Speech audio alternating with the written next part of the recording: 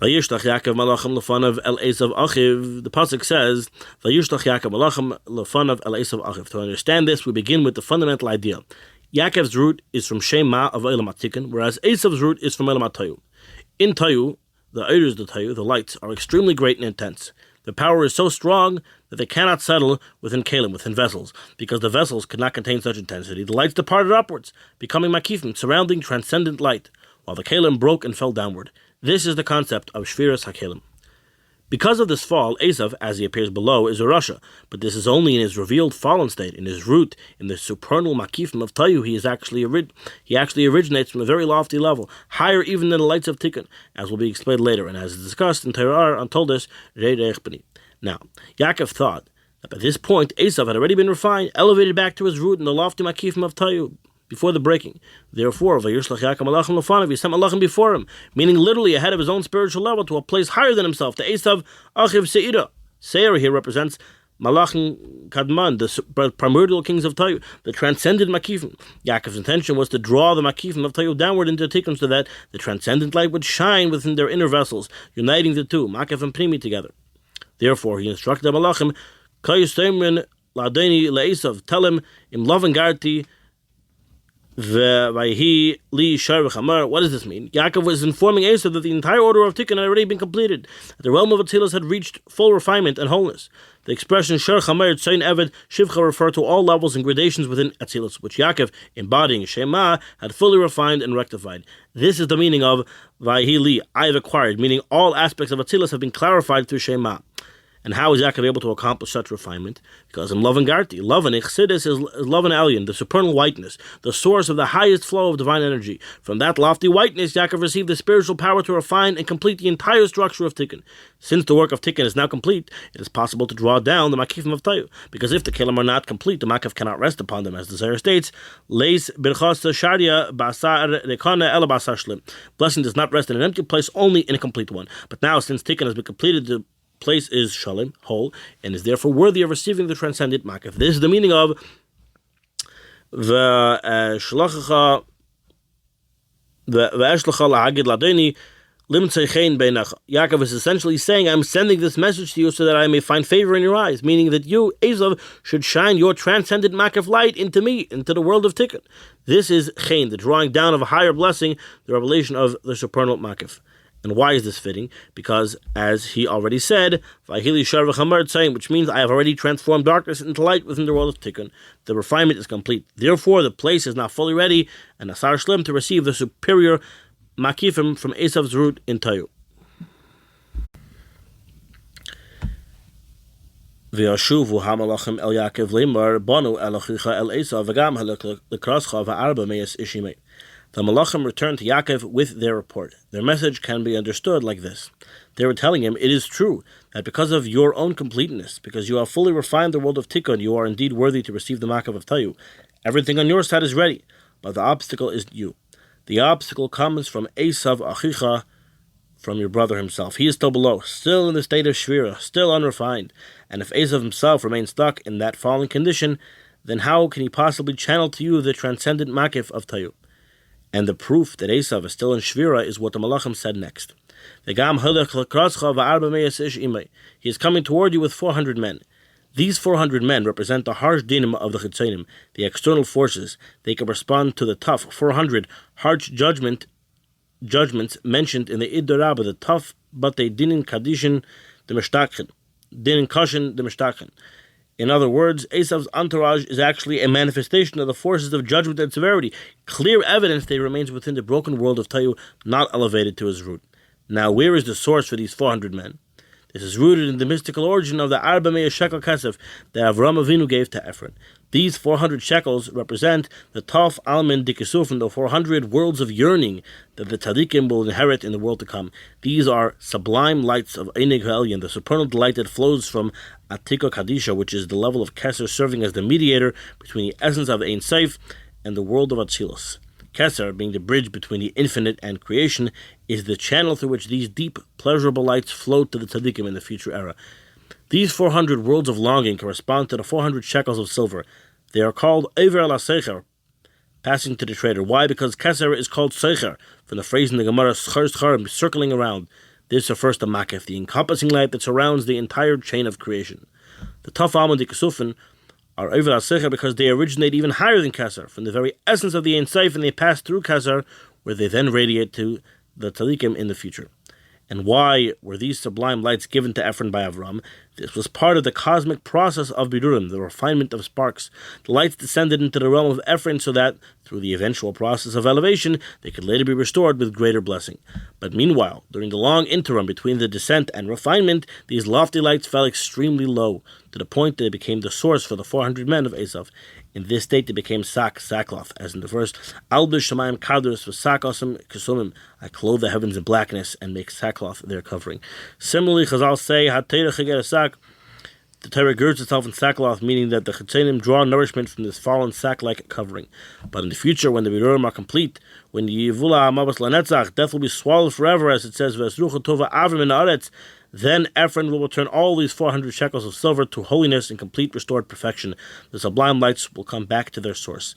From all this, Yaakov now understood that Eisav cannot currently transmit to him the Makif of Tayu, because Eisav's own source light is buried deep in the brokenness and has not yet been elevated. So what is the solution? If Eisav cannot bring down the Makif, then Yaakov himself must draw it down directly. This is why, once Yaakov realized that the entire task falls upon him, he knew he would need to arouse Mayin Nukvin, Man, an upward spiritual movements from below, to awaken and draw down the Mayin Churin, Mad, the transcendent Makif of Tayu. For, as it says, Ruach Haisi Ruach, one spirit calls forth another. This is the deeper meaning of the mincha, the gift that Yaakov sent to Eisav. It was not merely a diplomatic gesture, it was an act of Allah's man, raising feminine waters to draw down the mad of Tayu, the makif that he seeks. This is also why he sent camels, even though camels are behemoths tameus, non-kosher animals. Because with regard to such a lofty makif, darkness is like light. At that transcendental height, the distinction between pure and impure does not apply in the usual way. Everything can be elevated, as will be explained further later in the section. Yikach min ba biyode mincha. Vayomer Yaakov Elokei Avraham. Yaakov turns to Hashem and says, Elokei Avraham, Elokei Yitzchak. He davens that the Makifim, the Kedusha, the surrounding lights, the transcendent levels that belong to the other should be drawn down to him. He needs their help so that he can draw down the Makif of Tayu down into this world, and through that also be saved miyad Eisav, from the Eisav that exists below. Then the Torah says, Vayaches etza'am, the Shtei machanes, that Yaakov splits his camp into two. Why specifically two camps? To understand that, we need a fundamental klal, the essential difference between Elam HaTayu and Elam HaTikun. In Tayu, the spheres were not arranged together in a single system. They were separate, one under the other, each one standing alone. There was no unifying structure. But in Tikun, everything is arranged in three kavim, a right side, a left side, and middle. The middle line unites the right and the left, like Teferis, which stands in the center, and harmonizes Chesed and Gevura. That's why Yisrael, who belong to Tikun, say Kaddish, Kaddish, Kaddish 3 times. And the Torah calls them Segula, which is shaped like 3 dots. Right, left, and center. But in Tayu, where things remain separate, there were only 2 lines, Chesed on its own, Gevura on its own. They did not merge into one structure. The explanation. In Tayu, the lights were extremely intense and the vessels were extremely limited. Because the vessels were too small relative to the lights, a single vessel could not contain 2 opposites at once, Chesed and Din, simultaneously. It's like a person whose mind is narrow. He can't hold contradictory ideas at the same time. If he's thinking about the merit of something, he cannot think about its guilt. And if he focuses on guilt, he cannot also think of merit. He's always in one extreme or the other. This is the nature of Tayu. Chesed alone, Gevura alone. 2 separate lines. But in Tikun, where Teferis is the center between Chesed and Gevura, even when there is Din, there can still be leaning towards Chesed. And even when there is Chesed, there can still be some room for Din. This is like someone whose mind is wide. He can hold opposing factors together.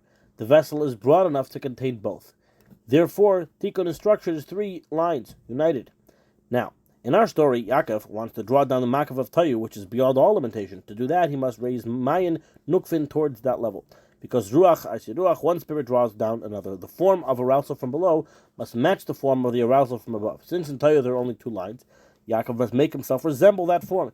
That's why he divides his camp into 2 machanas. By forming a structure that resembles Tayu, he can connect to Tayu and draw from it the transcendent light he needs. And this also explains why Yaakov brings a mincha to Eisav.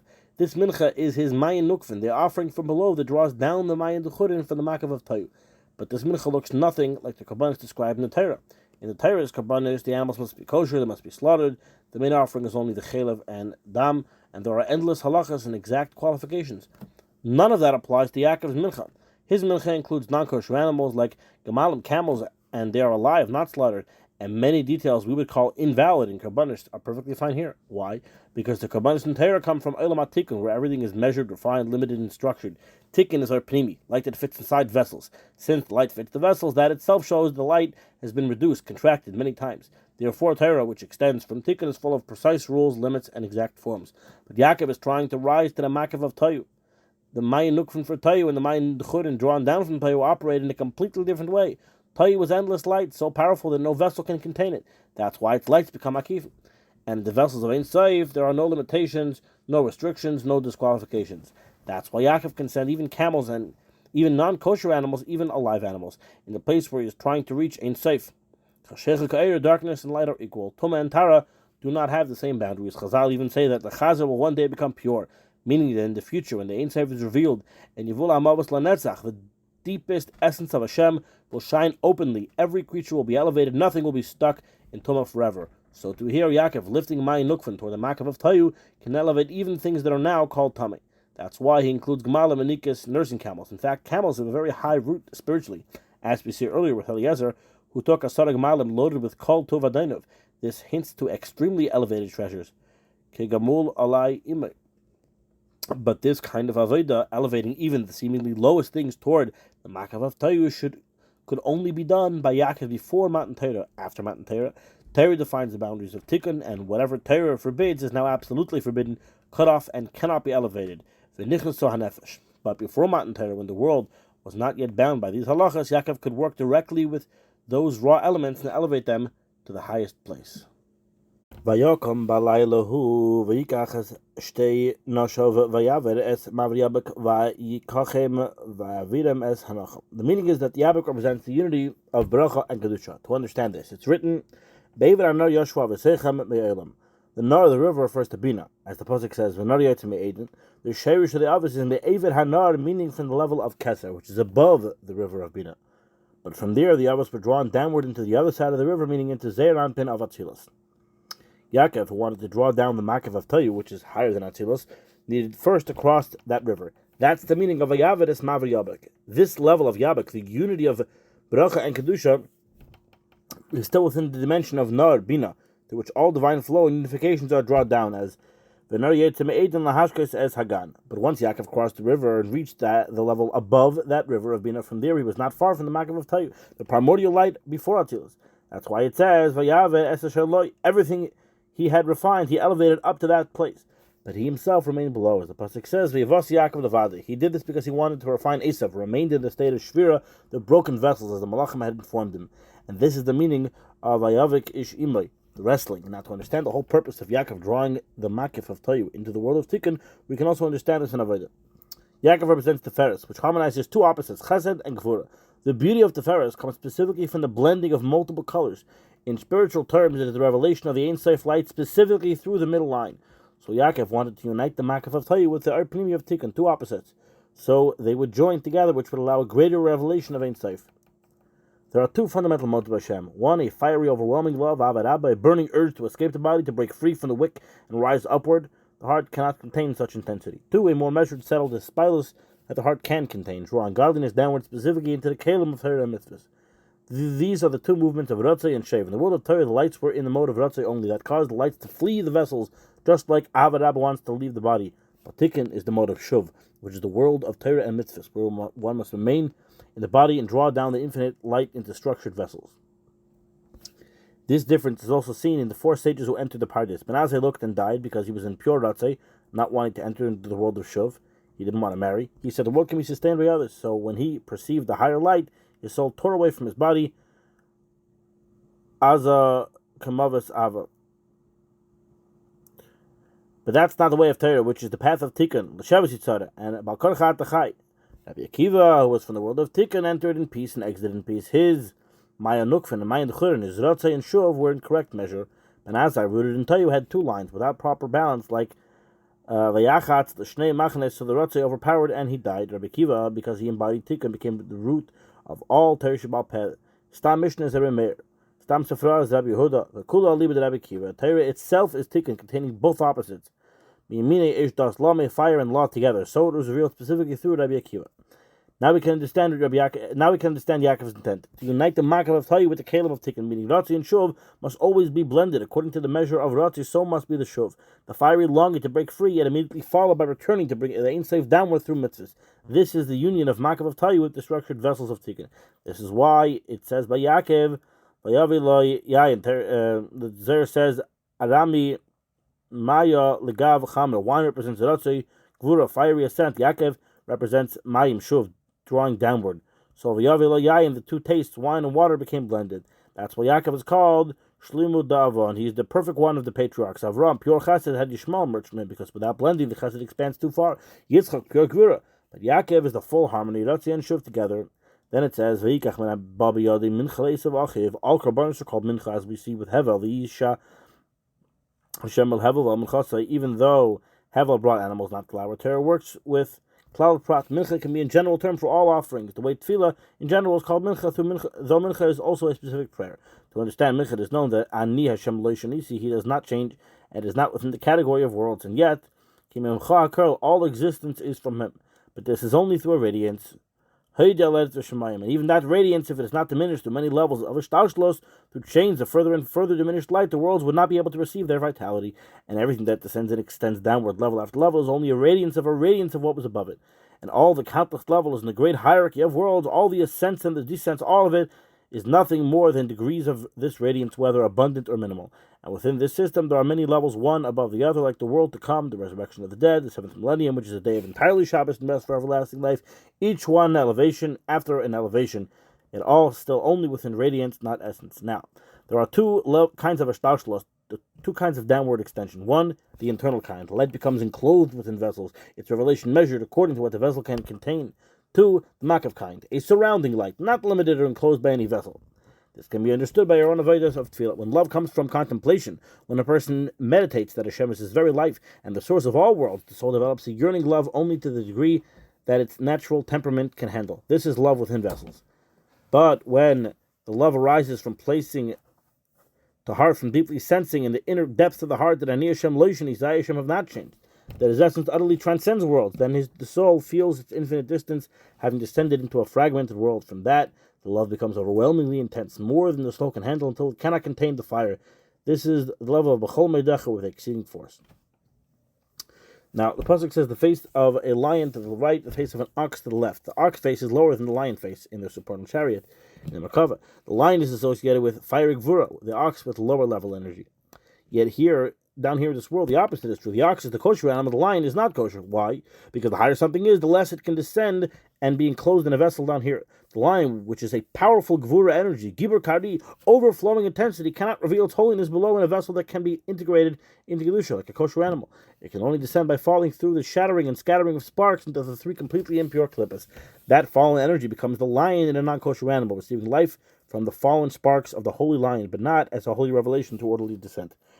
That is the meaning of a surrounding light, descending only through a fall, like Lefanav, as explained elsewhere. This is why Eisav was the firstborn. He comes from the level of before the kings ruled in Israel, the realm of the king of Tayu. He ruled and he died, he ruled and he died, like a placenta that surrounds the fetus and comes before it. But the real purpose is the child, the orderly world of Tikkun. And when the child is born, the placenta is discarded. The placenta receives only makaf light, not pnimi light. Therefore it says Hashem is exalted above all nations, meaning he relates to them only with makaf. But Yaakov, the Yud Ekev, meaning the smallest point, a limited ray, the very limitation allows it to enter inside the person, to be grasped inwardly. That limited light becomes the fiery yearning in the tefillah because it can be held within the heart. And the drawing down of godliness likewise requires vessels. Asher Kadishana b'mitzvahs of the 248 limbs of the king.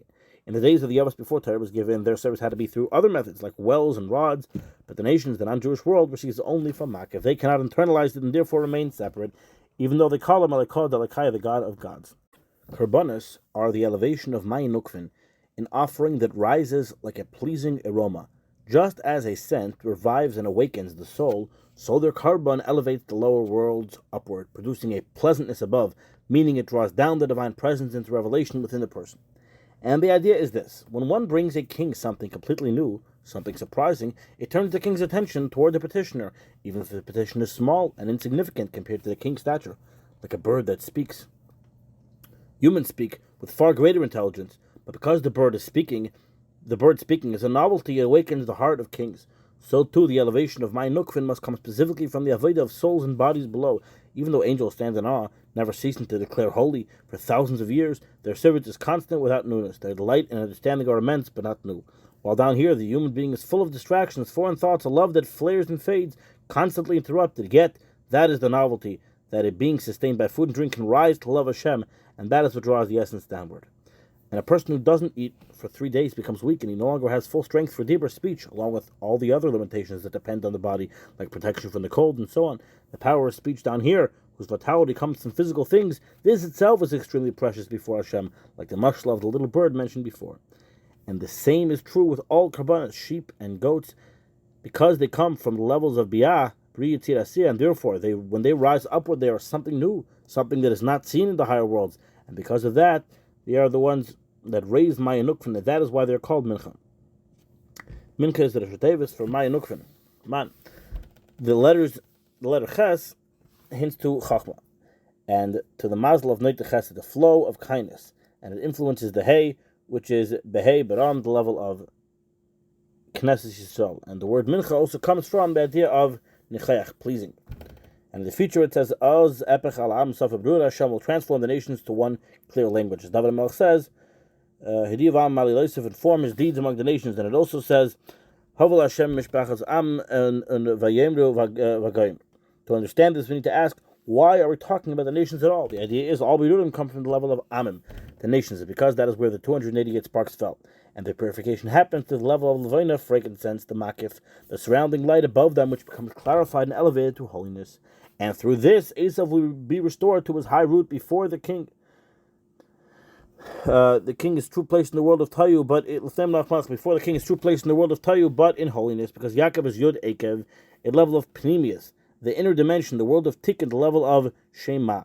But in the future, Eisav will also be refined. He comes from Tayu, the level of Makif. He too will become Makif of Kedusha, and everything will be included together in Yaakov. So Yaakov will then have not only Pnimius, but also Makif, a higher level, the level of Shem Sag, which is greater than Shema. This is the level hinted in Neshes Chayil. And the way Hashem draws down from above must be matched by our Mayin Nukrin from below. And in order to draw down the upper Makif of holiness, a person must elevate man in the manner of Makif, meaning beyond what the Nefesh can naturally tolerate, as explained earlier. Especially when a person sees in himself lowliness, many disturbing thoughts that bother and pull him down. Then he must cry out to Hashem in his distress, in a way beyond what his Nefesh can handle. And therefore, when Yaakov saw Eisav below, he rose upon him and brought a mincha, a spiritual elevation to Eisav, his brother above, meaning to Esav's root in Tayu, where he truly is Yaakov's brother. Because Yaakov has two modes: Shuv, the level of Yud Ekev, groundedness, and Ratzei, total bittul running upward. Through this, he drew down the upper Makif, and then Eisav below becomes nullified automatically. And this is the meaning of Oz Epech Al Amim, the transformation of the nations in the future. The actions of the fathers are a sign for the children. They prepared everything. And the man of Tikkun is known and written in the Torah. Bulls, rams, how many on Pesach, how many on Shavuos, etc. But the man of Tayu, we have no information. What kind of kabbanas, what amounts, what form? Only Yaakov knew their system, and that is why he sent Eisav 200 goats and all the other animals. These are the kabbanas of Tayu, not written anywhere in the Torah of Tikkun. And that is why he offered camels, even though camels are tamei in the kabbanas of Tikkun. But in the kabbanas of Tayu, it says, Miyitin mitame, from tamei emerges Torah, because in Tayu, darkness is light. Katan the gadol, Shamhu, everything is equalized and elevated. And this is the meaning of Vaychabkeu.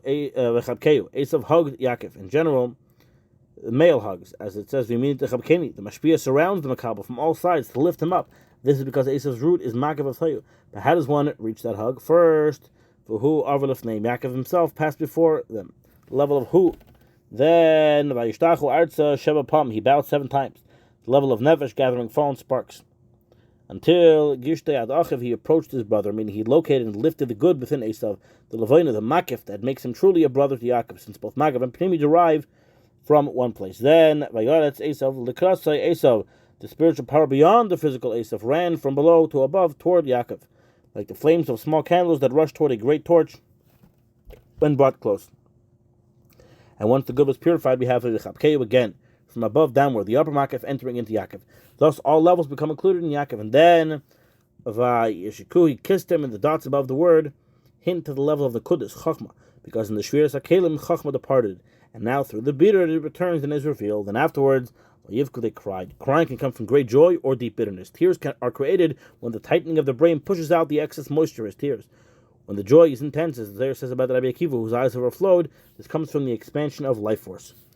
Good news strengthens the bones, like the story of Aspasiona's blood flowing in the limbs, the movement of life. When there is a proper vessel to receive joy, it expands and new meichin are given. But when the vessel is too small, when it cannot contain the joy, then the meichin constrict and the excess is expelled as tears.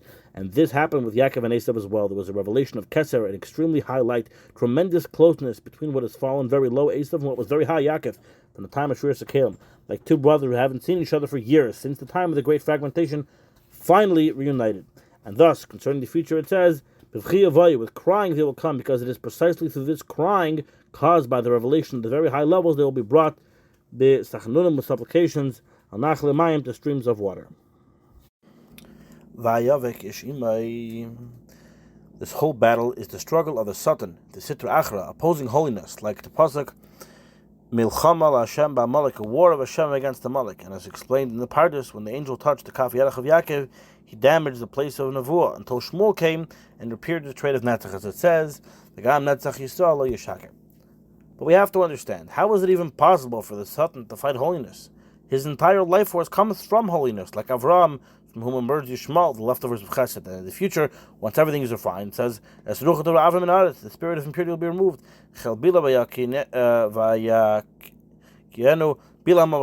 Evil will vanish as if it never existed. And if so, how does it have the power now to fight? The explanation is this: the Eibishter, the Infinite One, is Seiviv Kalamin, beyond all worlds. Before him, Cheshik and Ar are equal. Darkness and light don't have opposite meaning, and because of this, in his essence, impurity doesn't take up space. It's like holding a dead lizard in the palace of the king. The king is not affected, and that's why the kings of Edom existed before there was a king of Israel. Before the divine order of holiness descended, the forces of Edom also had rule, though only temporarily. But once the divine light was drawn into the world through Tzimtzumim, the inner light can only dwell in holiness. The clippers can receive only from the backside, the Achirayim, like someone throwing something over his shoulder. That's why they're called the Lakim Achedim. Yidden, through Bittul draw Hashem's true light, Klippa only survives off the leftovers. Now, the beginning of Bittul is in Chabad, the mind, pure Bittul to Hashem. From there it flows into the Midas, emotions of love and awe, which are born from that contemplation. They are not complete Bittul like Chabad, but they carry its influence. Then the flow continues to Netzach and Haid, where there are more, which are more external, the movement outward, to act, to teach, to give tzedakah. Even so, they too receive some measure of Bittul. From there it descends into Malchus of Asiyah, the end of holiness, which is still absorbed into Bittul. Beyond that point lies the world of separation, Alma de Pruda, Klippa, which feels itself as something independent, calling itself a Lekaya, a god unto itself. And their sustenance comes only from the pores in the skin, the tiny gaps between between letters, the most external leftovers of holiness. And this is what the verse means: if you lift yourself like an eagle. The klippas inflated themselves with arrogance. Their chutzpah above is that they tried to draw from the infinite light directly, not through holiness. Holiness draws the light through bittul. Klippa doesn't want that. It wants the light before contraction, where before him darkness and light are the same, where bittul is not required. They want to bypass the order of kedusha entirely. And Hashem answers, Misham Maridacha, from there I will bring you down, meaning through the system of Havaya, through Tzimtzumim, through measured revelation, there is no access for Klippa except the Achirayim. And the one who drew this whole structure of Tzimtzumim, the order of Nekudim is Yaakov. He established the flow of divine light comes only through Kedusha. That he established that the flow of divine light comes only through Kedusha, through Bittul. That's why the Satan wrestled with him. He was trying to rise like an eagle to break the order. Yaakov is the choicest of the Avos. And the Avos are the Merkava, the holy chariot, Chesed, Gvura, Tferes, Midas that express the Bittul of Chabad. Klippa has no grasp in Chabad. It only grasps in the Midas. The male of Klippa opposes the Zeir Anpin, the female of Klippas. The female of Klippa opposes Malchus. That's why after davening, the love fades, because during davening, the mind, Chabad, surrounds and protects. Afterward, when the emotions stand alone, exposed to the world, distractions and taivas creep in, only Makif, surrounding light, pushes away the Chutzayim. That's why the Parsha, Kadesh Zacher, Beininecha, is connected to Chachma, the fatherly mind, the source of Makif. And in the war with Amalek, it says, like Tishkach, don't forget. Forgetfulness is the departure of Mech and Abba, fatherly intellect. When it withdraws, Midas collapse, and Klippa finds foothold. Vayavik, he wrestled, is rooted in Chibuk, a tight embrace. Chesed and Gvura of Klippa wrapped themselves around Yaakov to pull his heart toward them, just like an animal's soul's midas wrap around the divine soul and interfere with its zekes. But this only works when the Mechan Abba are removed, when the das becomes shortened. When the mind shrinks into immature Mechan, desires multiply. Le Tava Yavakesh Nifrad. Still, he saw that he could not prevail because Yaakov is Yud Ekev, the shine of Yesod Abba, the deepest root. He is the one who drew the Akudin and Akudin from under the hands of love, and Yaakov had two daughters, Leah and Rachel, and Yaakov flipped them into holiness. His midas were infused with Mechan Abba. The Satan could only strike the Kaf HaYerech, the point where the influence leaves the body outward, where the bittul is weakest, like the place where the body cooks the seed and makes it physical.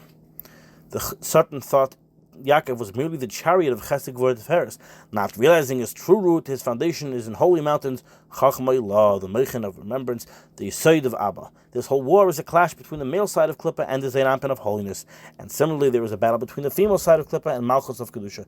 Now, the difference between Afar, earth, and Avak, dust, residue, is this: the four elements, fire, air, water, earth, only earth actually produce growth. The others are higher, but they don't sprout plants. Why? Because earth corresponds to Malchus. When Afar Asher Yeh Karka Mishkan, Malchus is the final point, where the beginning is wedged in the end. Ani Dishid, Vani Yachar, Malchus is Ani, which is the same letters as Ayin, nothingness, rooted in Keser, from which Chachma emerges, Chachma Ma'ayin Timati. That's why the earth has the power to produce. So two Malchus can awaken the highest light through Isirusa de Sata. But Avak, the dust left after fire, is almost no vitality. But Avak, dust left after fire, is almost no vitality. When fire burns wood, it consumes the air, water, and fire elements and leaves only the residue of earth, the ashes. Ash does not grow anything on its own. It can help something grow if you plant into it, then it is kosher for covering blood, but it doesn't sprout it by itself. This is Malchus of Klippa, the leftover after all the higher sparks have already been refined. It has only minimal life, like ash. In the future, even this small life will disappear as Ruach HaTova Aver. This is the meaning of the raised up dust to the Kisei HaKavod. The dust of Klippa was elevated and absorbed into Malchus of Atzilas during the refinement that Yaakov achieved through this wrestling. The Zohar uses the plural they raised because the refinement happens through both. Yaakov refines, and the Satan is what gets refined. Just like the Satan wrapped his arms, Chesed and Gvura of Klippa, around Yaakov, so too Yaakov wrapped his own Chesed and Gvura around the Satan. That's how wrestling works, each one locking the other. This is exactly the battle with the Yetzer Hara. Loilim Yargaz Adam Yetzer Tov al Yetzer Hara. The strength of Tshuva is greatest here, and the place of the Baal Tshuva is higher because he pulls with a stronger force. This is the refinement of Zeir Anpin versus the male of Klippa. And likewise, the dust, Malchus of Klippa, is refined through the battle with the female side, and the dust rises to the Kisei HaKavod, meaning Malchus of Atzilus, because Malchus descends all the way from Malchus of Asiya, the root of the dust. From that final point, the Klippa separates. But through this refinement, Malchus of Klippa becomes absorbed into Malchus of Kedusha, and the Zeir Anpin of Klippa into the Zeir Anpin of Kedusha.